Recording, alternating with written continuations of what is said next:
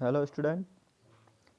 हमने अपने पुराने वीडियो में थीम 6 को लेकर चैप्टर शुरुआत करी थी और उसको लगभग हम मेनली उसके जो मेन पार्ट्स थे वो अपन पढ़ चुके थे। अब उसके कुछ जो बचे हुए टॉपिक्स बचे हैं उसके बारे में इस वीडियो में अपन डिस्कस कर रहे हैं।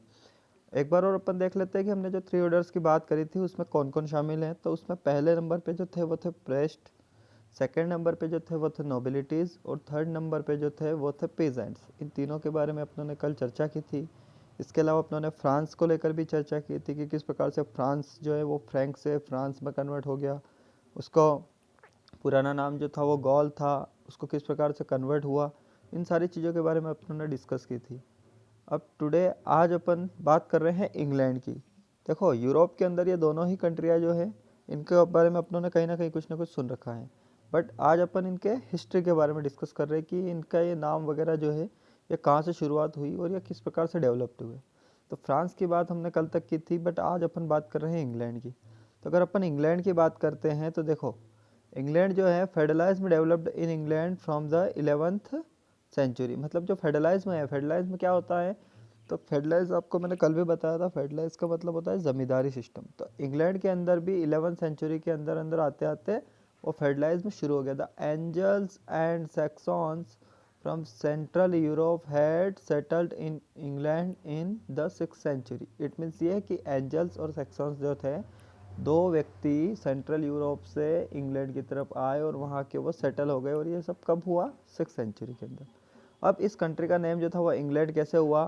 तो is a variant of angel land. It means ये कि जो एंजल्स था इसका एक वेरिएंट नाम था एंजल लैंड। तो उस एंजल लैंड को ही इन्होंने काय में कन्वर्ट कर दिया? इंग्लैंड में। इट मीन्स ये है कि एंजल लैंड। इसके बाद अगर अपन बात करते हैं तो इन द 11th सेंचुरी, देखो 6th सेंचुरी से अब बात करें अपन 11th सेंचुरी की, तो 11th सेंचुरी के अंदर विलियम जो था the Duke of the Normandy crosses the English channel with an army and defeated the Saxon Kings of England.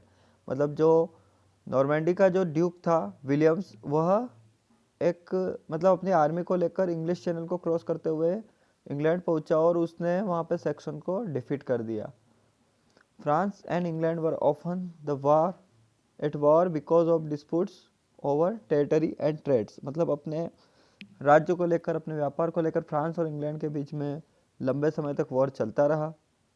तो यह इस प्रकार से एक बैकग्राउंड है इंग्लैंड का, इंग्लैंड की हिस्ट्री का। अब इसके बाद जो मेन चीज़ आती है इसमें वो आता है factors affecting social and economical relationship. देखो वो जो समय था उस समय यूरोप के अंदर कौन कौन से ऐसे फैक्टर्स थे जो वहाँ की सोशल और इकोनॉमिकल रिलेशनशिप को इफेक्ट में डाल रहे थे। अब उसमें बहुत सारे चेंजेस हमको देखने को मिले और वो चेंजेस किस प्रकार के थे? मेनली दो टाइप्स के चेंजेस थे। एक तो था कि देख इन्वायरमेंटल चेंज, मतलब वहाँ पे जो एक ग्रेजुअल चेंजेस आए थे वहाँ के इन्वायरमेंट में, जो कि बहुत ही स्लोली थे। हम मतलब नेचुरली है, इसको अपन इतना नोटिस नहीं कर पाते हैं, बट जो लैंड यूजर्स के अंदर जो हमको चेंजेस देखने को मिले वो काफ़ी नोटिसेबल थे। उनको हम आसानी से नोटिस कर सकते थे क्योंकि वो काफ़ी क्विक है, एक प्रकार से ड्रामेटिक चेंजेस थे। तो अगर वहाँ के इन्वायरमेंट की बात करते हैं तो हम देखते हैं कि 5th सेंचुरी से लेकर 10th सेंचुरी तक यूरोप का मोस्ट ऑफ द पार्ट था वो जो है फॉरेस्ट से कवर था। इट मीन्स ये है कि वहाँ पे जो एग्रीकल्चर लैंड थी वो कम थी और वहाँ का जो फॉरेस्ट एरिया था वो ज़्यादा था। इसके बाद अपन देखते हैं कि वहाँ पे ज़्यादातर जो खेती वगैरह या एग्रीकल्चर की जो प्रोडक्शन होता था वो ज़्यादातर समर सीजन में होता था, क्योंकि विंटर सीजन में वहाँ पे ज़्यादातर स्नो बर्फ़ वगैरह घिरी रहती थी। लैंड जो है वो इतनी खाली उनको मिलती नहीं थी, तो पेजेंट जो थे वो उसमें कुछ वर्क कर नहीं पाते थे। बट मोस्ट ऑफ यूरोप के पार्ट को देखते हैं तो जो समर सीजन होता है उसमें वहाँ पे मेन एग्रीकल्चर का काम होता है। इसके बाद अपन लैंड यूज़ की बात करते हैं तो इनिशियली वो जो है agriculture technology was very primitive, मतलब बहुत ही पुरानी टेक्नोलॉजी के साथ वो अपनी ज़मीन का उपयोग करते थे या उससे कुछ मतलब प्रोडक्शन करते थे। The only mechanical available to the peasants was the wooden plug. मतलब एक वुडन प्लग था जो कि लकड़ी का बना हुआ, जिसको अपन हल बोलते हैं। उस टाइप के कुछ मैकेनिकल जो थी वो चीज़ें वो केवल उनके पास अवेलेबल थी, बाकी सारे के सारे उनके पास प्रिमिटिव्स थे जो कि पुराने तरीके थे, उनसे अपन वो खेती करते थे।